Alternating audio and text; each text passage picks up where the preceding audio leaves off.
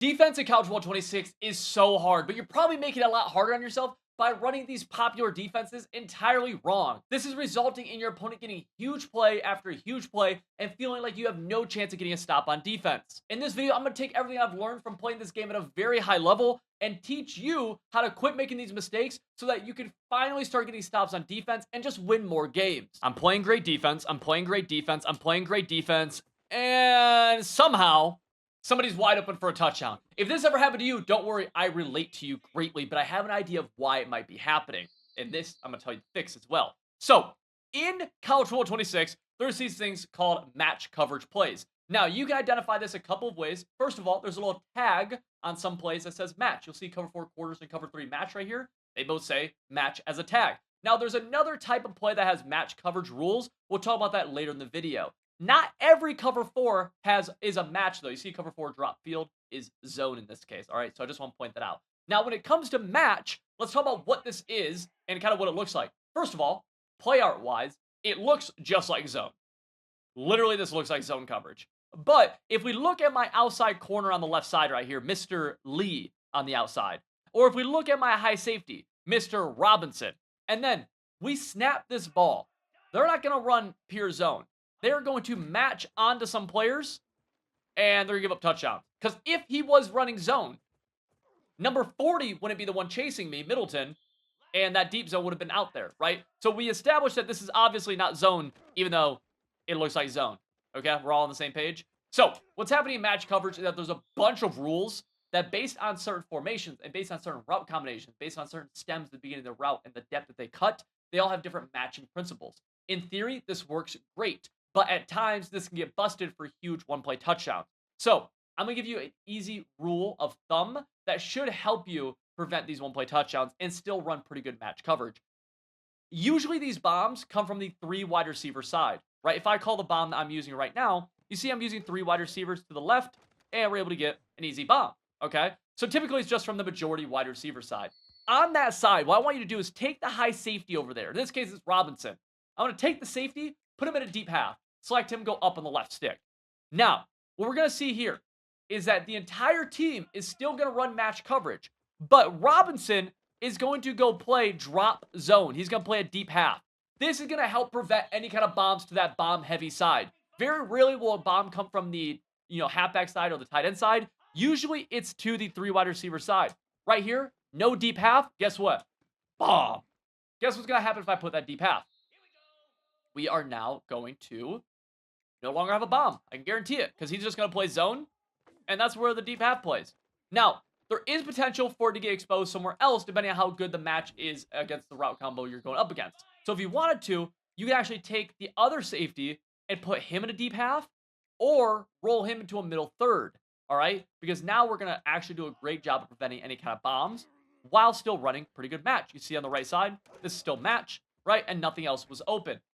That's an easy way to still run match coverage and prevent one-play touchdowns, which we have to do if we're serious about getting more stops and winning games. Now, if you're getting value from this video, you will get a ton of value from my website, civil.gg, where we have over 3,000 active members using our complete defensive guides, our complete offensive guides to actually win more games. These are schemes designed for players of all skill levels and any game mode. Right now, you can get 30% off everything we're doing over there by using the link in the top description and using code CIVIL30. That's going to unlock everything you need to actually start winning more games. It's going to make the game feel like it's easy for you, all right? Click the link in the top description and start winning. Now, this is one of my favorite coverages in the game. I think it's really good, but so many people run this so wrong, and it leads to easy one-play touchdowns. We're talking about Tampa 2 or cover 2, all right? For the purpose of this video, they are literally the same coverage, all right? There's some arguments there. Purpose of this video, they're totally the same. Let's call it Tampa 2, and let me talk about the 2 big mistakes people seem to always make when they say this coverage is really bad when it's their fault.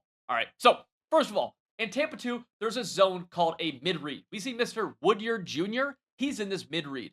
Now, he looks like a normal yellow zone, but what we'll see here is that if I don't user him, we just watch him. Look at this route combo. We're going deep, all right? We snap this ball. Look at what Woodyard does. Woodyard drops back, and he actually defends this deep seam route the entire way. Now, right there is kind of a crazy broken play. If that happens to you, I'm sorry. But you'll see consistently, if we snap this ball, that guy is in the area to make the play. Now, the better the athlete that guy is in the mid-read, the better he's going to play it, right?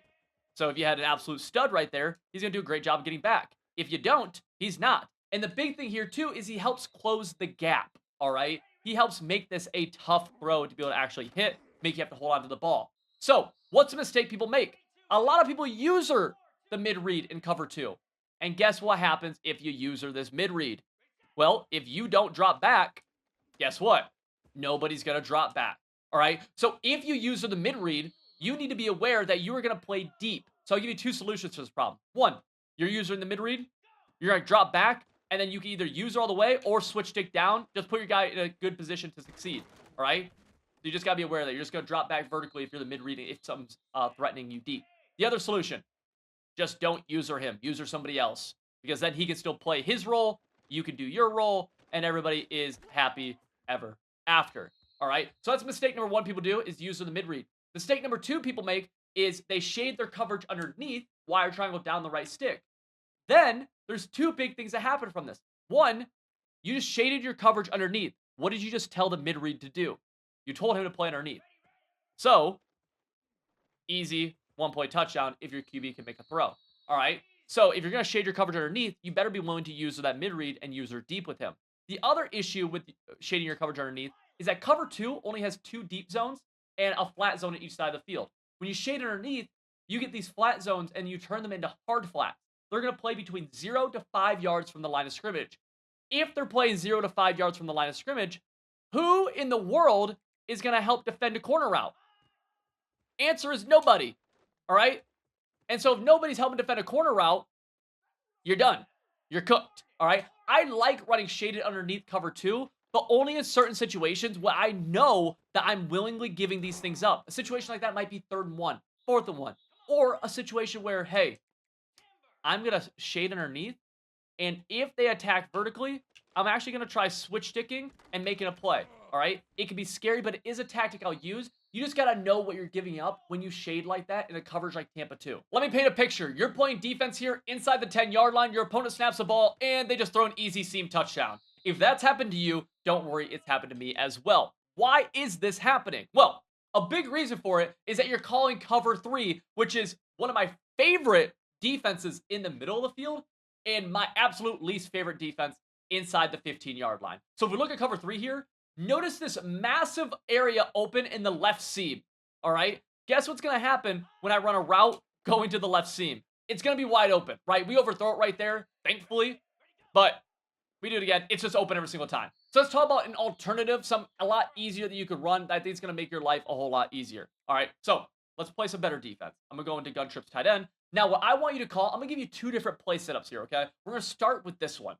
Cover 4. I don't care which cover 4 you call any of them. We'll call cover 4 quarters right here. Now, from here, I'm going to press wire triangle, go down on the right stick to shade my coverage underneath. Now, the next step in this process is that we're going to take our defensive end, who's on the majority wide receiver side. So in this case, be to the left. They have 3 wide receivers to the left, 1 tight end or 1 wide receiver, we'll call him for the sake of this, to the right. We're going to take this guy, put him in a vertical hook. Now, what this does a good job of is that these inside quarters in cover 4 do a decent job of defending the seam. I'll be honest with you. They, at times, can still get manipulated. They can still be kind of annoying and just frustrating. But they can also do that right there. Zone in this game is not great, so you will see your players just play bad sometimes. But as a whole, this is going to do significantly better than what we were doing before. Right there's another great example of it. So an easy solution, run cover 4. Next easy solution I want to suggest to you is actually running man coverage. I want you to call cover 2 man. Okay, we gotta call cover 2 man. I want you to go, we'll go back to verticals for the sake of this. Then what I want you to do on one side of the field is to take one defensive end, put him in a hard flat, put the D tackle into a QB spy, and then from here, I'm going to use the guy in the halfback. That's my responsibility. When we snap this ball, we're going to be looking to roam the middle of the field. This is our assignment. We will have a 2-man pass rush, and it's just a great way to mix things up and play a kind of an annoying defense on our opponent. This is annoying, but guess what? Your opponent's probably trying to spam seam throws on you. That's also annoying, all right? So if they're going to be annoying to us, we're going to be annoying to them. Our user's roaming, and we're able to make some pretty cool plays. 2 easy ways to combat a very annoying offensive strategy in the red zone, which is just quick throwing seams. These are 2 good red zone defenses. Almost all the blitzes you see on YouTube are from cover 3. I like cover 3, but there's a massive issue with our blitzes coming from cover 3 because this will happen all the time, and the people say, Civil, I don't understand why this is happening. I'm running cover 3. Why are they getting an easy one-play touchdown? So let's talk about this, all right? Big issue with cover 3 blitzes. There's actually two things we'll talk about. The first one I'll hammer home. The second one I'll mention at the end. I'm going to call verticals on offense. Okay? You've probably seen verticals ran against you. And then I'm on defense going to call a cover 3 blitz. Let's go to something like, we'll call, let's go, where's my Sim 3 pressure? There we go. Field Sim 3. That's what I want. Now, cover 3 blitzes usually will blitz a slot corner. And it looks good, right? We have slot pressure right here. Looks like we have good coverage. It's pretty good. But then you snap the ball and you get this one-play touchdown right here. What's happening? Why is this happening? It's very frustrating. Well, it makes a lot of sense. This happens in real football too. My slot corner's blitzing. Usually in a cover 3, my slot corner would be the one in a hard flat, right? Or in the flat zone. So he's blitzing. We need a new guy in the flat zone. The safety replaces him. But when the safety replaces him, this guy's usually in the deep middle third. So someone has to replace him now. That's going to be our backside safety, our weak side safety. He has to be the deep middle third. You're saying, Civil, what's the issue? Well, let's watch Harris right here. He's definitely in the deep middle. Watch my top right safety. Snap the ball. He's unable to rotate fast enough. You just can't. He's starting from the weak side of the field, and you want him to go defend the strong side. That's already a tough play for a strong side safety, and you're putting your player in a bad position to succeed. So, the issue here is that in a lot of cover 3 blitzes, we roll from the wrong side of the field or the weak side, leaving open a quick seam to the strong side, right? Bang. You've seen this. This has happened to you before. It happens to me. It used to happen to me all the time. So, a couple quick solutions here for you, all right? If we want to keep this blitz going, easy thing we can do, put this guy who's in the flat zone, the safety, put him in a deep half to your outside corner, put him in a cloud flat, right? We can quick adjust those guys by double tapping wire triangle, selecting them, and then making the appropriate adjustment. If quick adjust kind of blows your mind, spend a little bit of time in practice mode. All right, I promise you. Big deal. All right, this will help. This will not solve all of the issues, but this will help, especially if you're usering on the side of the field, which I recommend you do, because then it's just hard to throw that seam, right? You're just able to play it a lot better. Notice how that seam's not nearly as open, right? You don't have to defend it for very long. All right, so that's an easy solution. Another thing you could do is you do something, you do something like this right here, where we inside quarter that high safety, and then we just hard flat the linebacker. So we're using the flat zone from the linebacker spot instead. And then we could user him where we don't have to. This will also help against seams, right? You throw it right there. Now, I will say, zone coverage in this game, tough. So if you throw it at your face, that is tough. Now, the next thing I want to mention really fast is that we kind of touched on this for a moment earlier, is there's a lot of cover 3 blitzes that are actually match coverages, all right? So if we go and call something like, where is it? Let's go call overload 3 seam.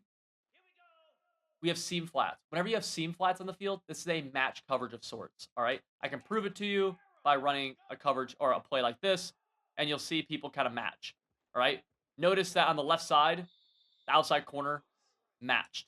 All right, watch again. Watch this outside corner who's above Bernard. He's going to run inside. This is match. But it looks like zone, and the play even said it was just a cover 3 blitz. This can result in one-play touchdowns. So what I would do is simply shade our coverage, wire triangle over top or underneath. That gets rid of the match, and then make that same adjustment we did earlier with the high safety. And now we're all good, right?